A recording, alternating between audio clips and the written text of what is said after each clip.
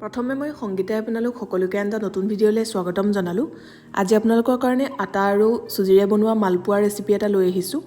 এইদৰে বনাবলৈ একেবাৰে সহজ আৰু খাবলৈ খুবেই ধুনীয়া হয়। আশা কৰোঁ ভিডিঅ'টো চাই আপোনালোকে ভাল পাব। তেনেহ'লে বেছি দেৰি নকৰি আহকচোন আজিৰ ভিডিঅ'টোৰ মাজলৈ আমি আগবাঢ়োঁ। পিঠাবিধ বনাবৰ বাবে ইয়াত মই চাহ খোৱা কাপৰ জোখেৰে 1.5 কাপ আটা লৈছোঁ। ৰঙা আটা ব্যৱহাৰ কৰিছোঁ বা বগা আটাও ল'ব পাৰে। লগতে দিছোঁ 1 কাপৰ জোখেৰে আধা কাপ সুজি আৰু দিছোঁ আধা কাপ চেনি। চেনিৰ পৰিমাণটো আপোনালোকে অলপ কম বেছিকৈ ব্যৱহাৰ কৰিব পাৰে আৰু চেনিৰ ঠাইত গুড় ব্যৱহাৰ কৰিবও পাৰে। গুড় ব্যৱহাৰ কৰিলে গুড়খিনি মিহিকৈ কাটি দিব, নাইবা অলপ গৰম পানী গুড়খিনি আগতীয়াকৈ গলাই পেলাই ইয়াতে ব্যৱহাৰ কৰিব। অকণমান চফ দি দিছোঁ গোন্ধৰ বাবে। আপোনালোকে যদি বেয়া পায় এইটো স্কিপ কৰিব পাৰে বা ইয়াৰ ঠাইত ইলাচি গুড়ি বা কমলাৰ বাকলি ৰুকি পেলাই তেনেদৰেও দিব পাৰে।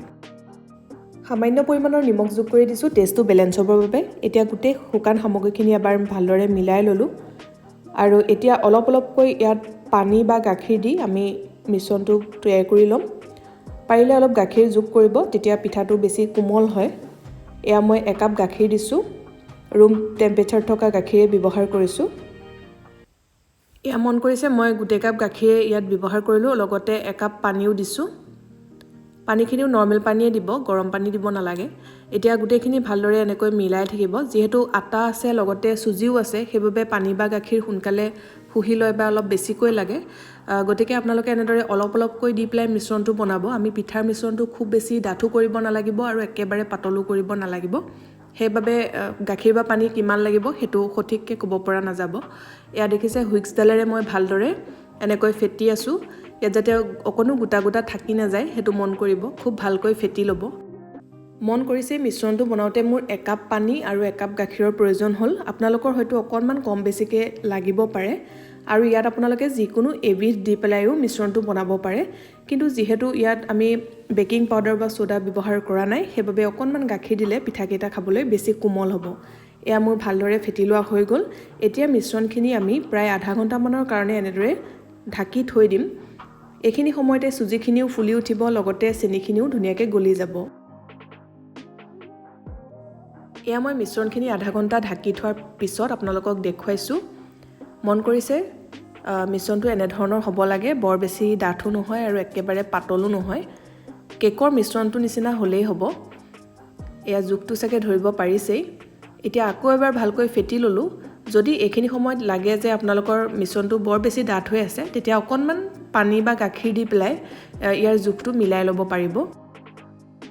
আনফালে কেৰাহীত অলপ ৰিফাইন তেল গৰম হ'বলৈ দি থৈছিলোঁ। তেলখিনি এতিয়া ভালদৰে গৰম হ'ল আৰু অলপ অলপকৈ মিশ্ৰণ দি এয়া পিঠাকেইটা ভাজি গৈছোঁ। গেছৰ ফ্লেমটো অলপ কমাই ৰাখিব, কম জুইতে পিঠাখন ৰঙচুৱা হোৱালৈকে ইলুটি শিলুটি কৰি ভাজি থাকিব। মিশ্ৰণখিনি দিয়া অকণমান সময়ৰ পিছতে দেখিব ধুনীয়াকৈ ফুলি আহে আৰু যেতিয়া ধুনীয়াকৈ ফুলি আহিব তেতিয়া ইলুটি কৰি দিব। কেঁচা হৈ থাকোঁতে লুটিয়াই নিদিব, তেতিয়া ভাগি যায়। আৰু এতিয়া এনেদৰে কম জুইত অলপ সময় পিঠাটো সিজিবলৈ দিম, তাৰপিছতে কাঢ়ি ৰাখিম। খুব ধুনীয়া ৰং এটা আহিছে, মন কৰিছেই। যিহেতু চেনি দিয়া আছে সেইবাবে গেছটো বৰ বেছি বঢ়াই থ'ব নালাগে, সোনকালে ৰঙচুৱা হৈ যায় কিন্তু ভিতৰখিনি ভালদৰে তেতিয়া নিসিজে। সেইবাবে অলপ কম জুইতে পিঠাখন সিজিবলৈ দিব। এয়া মোৰ এটা পিঠা বনাই লোৱা হৈ গ'ল। ঠিক তেনেদৰে এতিয়া বাকীখিনি পিঠাও তৈয়াৰ কৰি ল'ম। প্ৰত্যেকটো পিঠা দিয়াৰ আগত হেতাখনে মিশ্ৰণখিনি এবাৰ এবাৰ লৰাই ল'ব। এয়া মই 2 নম্বৰটো পিঠা দিছোঁ। মন কৰিছে অকণমান সময়ৰ পিছতে ধুনীয়াকৈ ফুলিয়ে আহিছে, বা অকণমান ওপৰত তেল ছটিয়াইও দিব পাৰে, তেতিয়া সোনকালে ফুলি যায়। আৰু যেতিয়া ধুনীয়াকৈ ফুলি আহে তেতিয়া ইলুটি কৰি দিব। এতিয়া এনেদৰে কম জুইত অলপ ৰঙচুৱা হ'লৈকে পিঠাখিনি আমি ভাজি ল'ম।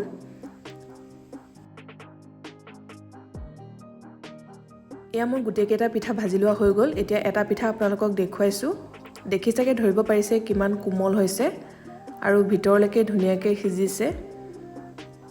এই মালপোৱাবিধ খাবলৈ খুবেই ধুনীয়া হয়।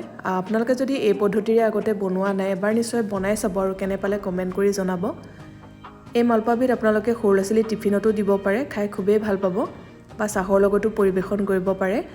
মই চাহৰ লগতে পৰিৱেশন কৰি আপোনালোকক দেখুৱালোঁ।